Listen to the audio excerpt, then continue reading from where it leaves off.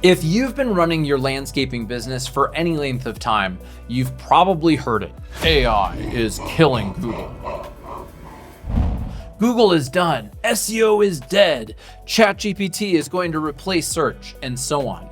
I want to talk about that today because I've spent a lot of time looking at the actual data, and the reality is a lot more nuanced than the noise online.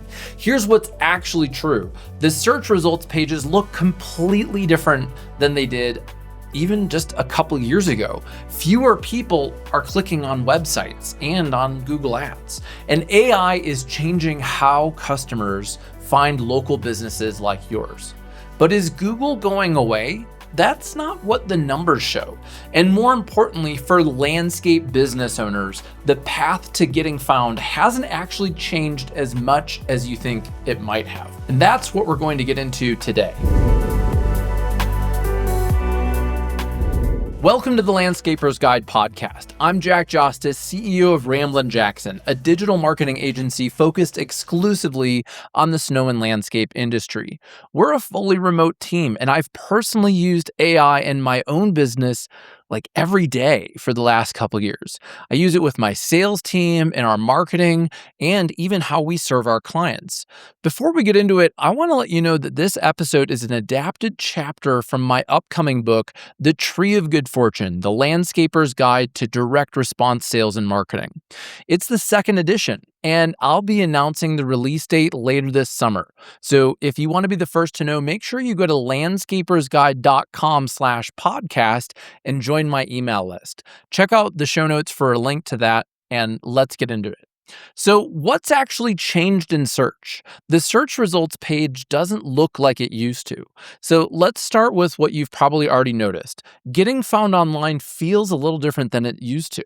Not long ago, when somebody Googled landscape company near me, they'd see a pretty predictable page.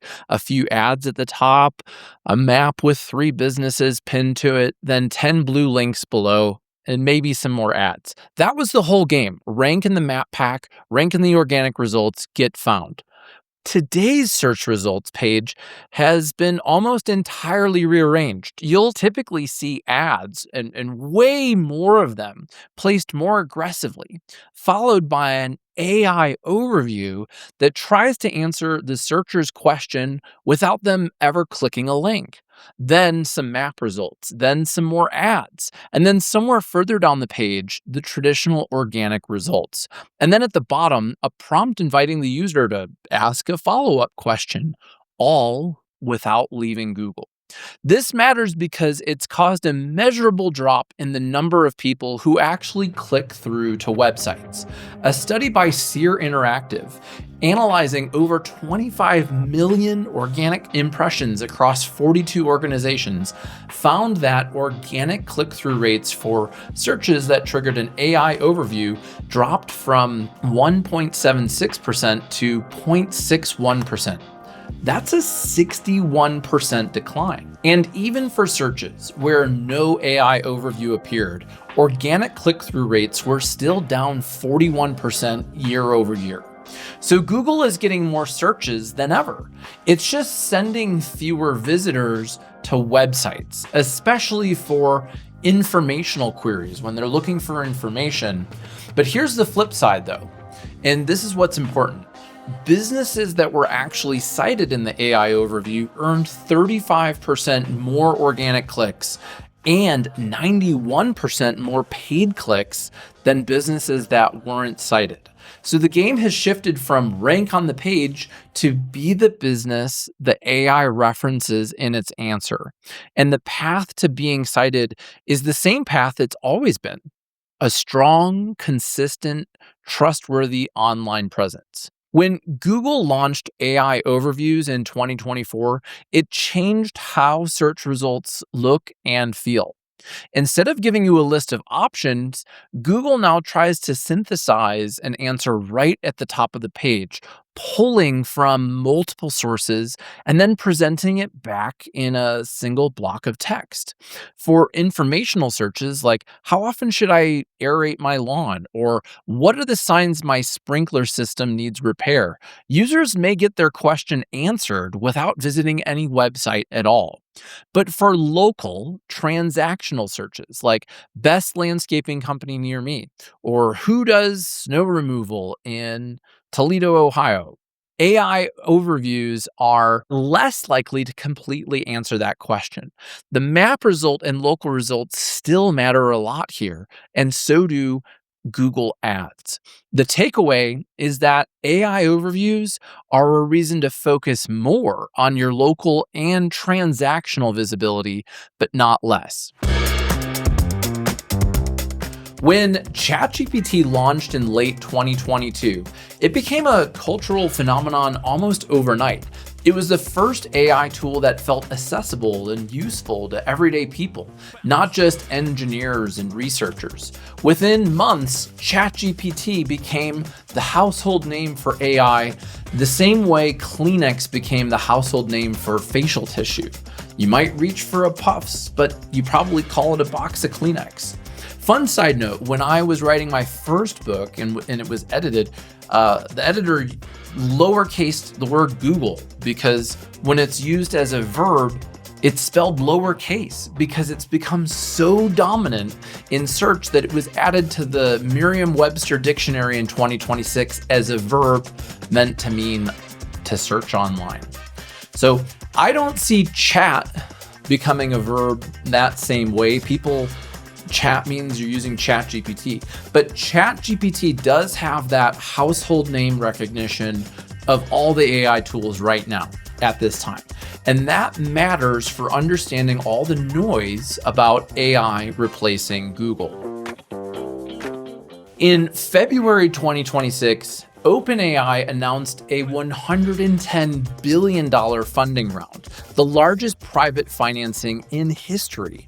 Amazon committed $50 billion. NVIDIA and SoftBank each invested $30 billion. OpenAI's valuation was listed at $730 billion, and the company is projecting revenues of $280 billion by 2030, while burning through billions in computing costs today. That level of investment tells you two things at the same time. People believe AI is the future, and ChatGPT requires an extraordinary amount of capital just to keep the lights on. A company that needs $110 billion in outside funding to operate is in a very different financial position than a company generating $400 billion in annual revenue from advertising alone. Which brings us to Google. There has been a tremendous amount of noise online suggesting that AI is killing Google search, but the data tells a different story. In 2025, Alphabet, Google's parent company, posted annual revenues of $402.8 billion. That's the first time they've exceeded $400 billion in a single year and a 15% increase over the prior year. Google's revenue comes from search advertising and YouTube, which alone exceeded $60 billion for the year. Then there's Google Workspace and Google Cloud, which is now running at over $70 billion annual rate. So Google isn't fighting AI, it's funding AI from a position of enormous financial strength. And it's embedding AI directly into the products that local businesses already depend on, like Google Search, Google Maps, and increasingly through a landmark partnership with Apple. Here's what I find most significant about where AI is heading for local businesses. The dominant AI tool of the next several years may not be the one that people consciously choose to download. It's the one that will simply be built into the devices and platforms they already use every day. Google's Gemini AI is already embedded in Google Search as AI overviews. and in Google Maps, where it helps users discover local businesses, answer questions about hours and services, and summarize reviews. And then in January of 2026, something pretty significant happened. Apple and Google announced a multi year partnership where Google's Gemini models would serve as the foundation for future Apple intelligence features, like an overhaul version of Siri. Apple determined that Google's AI technology provided the most capable foundation for its needs and agreed to pay Google approximately $1 billion per year for access. To put that in context, the iPhone is the most widely used smartphone in America. When somebody asks Siri to find a landscaper, a dentist, or a pizza place nearby, the intelligence powering that recommendation will increasingly run on Google's Gemini. People won't really choose Gemini, they'll just use their iPhone. My prediction: Gemini becomes the dominant AI, not because people choose it, but because it's just there. I see Claude emerging as the dominant workplace AI for creating and building and writing, while Gemini will be used for researching, searching, planning, and more general personal AI uses, including finding local businesses. But that's just my opinion at this time, based on what I'm seeing, and it'll be interesting to see how it actually shakes out. To understand why local SEO still matters so much in an AI first world, it helps to understand how AI tools actually generate their answers about local businesses. They don't just make things up from scratch, they extract, synthesize, and summarize. When someone asks ChatGPT, Claude, Gemini, or Perplexity, whatever tool they're using about a local businesses in a category, like who does the best lawn care in Dallas, the AI is drawing from a specific set of data sources. For local businesses, those sources are your website, the content, service descriptions, location pages, and trust signals that live there. Your Google business profile, your category, your services, photos, hours, and how you've responded to reviews.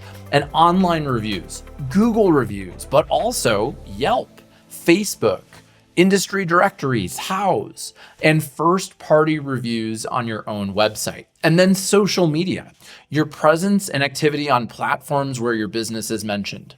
Online mentions like press coverage, blog posts being mentioned on other directory listings, and really any other place that your business name and information appears.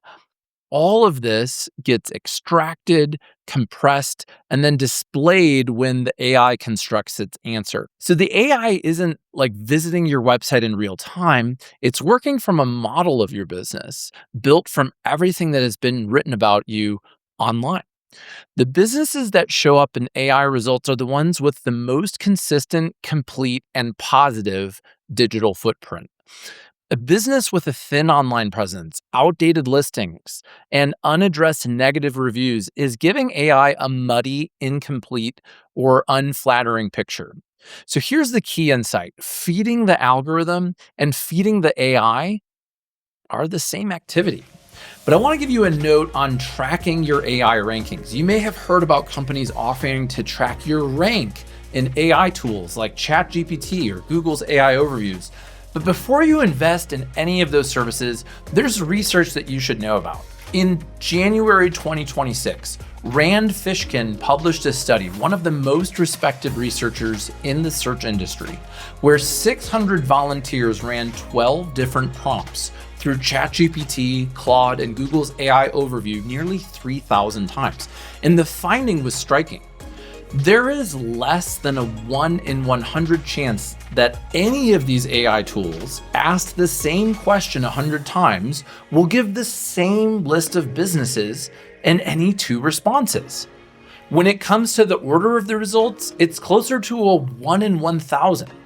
Every list is essentially a new draw from a statistical lottery. So Rand Fishkin's conclusion: tracking your rank in AI tools is at this point nearly meaningless.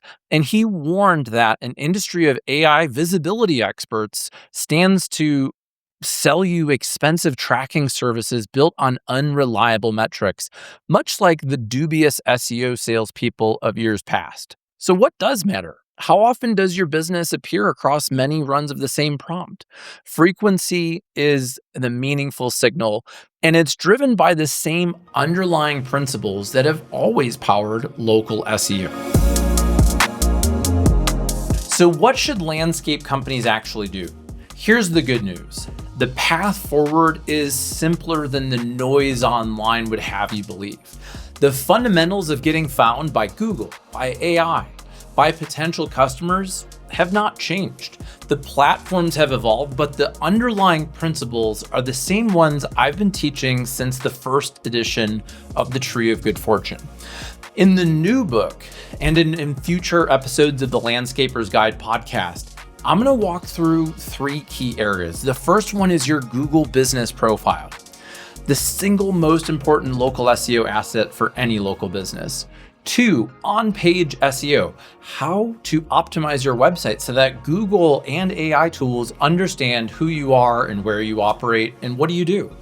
And 3, off-page SEO, how to build the authority and mentions that signal to search engines and AI that your business is trustworthy and established. Online reviews deserve a special mention, and they have a whole chapter in the book because online reviews are one of the most powerful signals in traditional local SEO and AI-generated results. When an AI tool synthesizes information about your business, reviews are one of the first places it looks. The foundational 4 is still the foundation. In many ways, the rise of AI has not disrupted the foundational 4. It's reinforced. You've heard me talk about this before, and you know that the foundational 4 is your branding and differentiation, your website, your local SEO, and your online reviews. When one part is weak, the whole foundation is weak. But when all 4 are strong, they feed each other. What AI has done is make that interconnection more consequential. AI tools don't evaluate your business from a single source. They synthesize everything. A business with a strong, complete, consistent presence across all 4 pillars gives AI tools a clear, confident picture to work with. A business with gaps or weak spots gives AI a muddy picture, or worse, a reason to recommend a competitor. The foundational 4 isn't just a good marketing strategy. In the age of AI, it's how you control the story that gets told about your business when no one is watching. So here's a quick summary of what we covered today. AI is not killing Google. It's integrating with Google. It is Google. And Google is funding it from a position of enormous financial strength. Moving forward, fewer people are clicking through to websites since AI overviews launched. But if your business is actually cited in an AI overview, you get significantly more clicks, not fewer.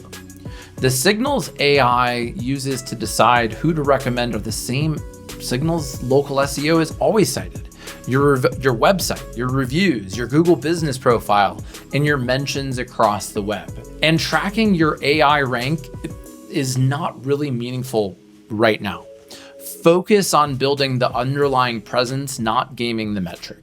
This episode was adapted from a chapter of my upcoming book, The Tree of Good Fortune, The Landscaper's Guide to Direct Response Sales and Marketing. It's the 2nd edition and it's coming out this summer. So if you want to be the first to know when it's available and read all of the other content that's going to help you crush your competition, go to landscapersguide.com/podcast and join my email list. Thanks so much for listening to The Landscaper's Guide. My name's Jack Jostes, and I look forward to talking with you next week.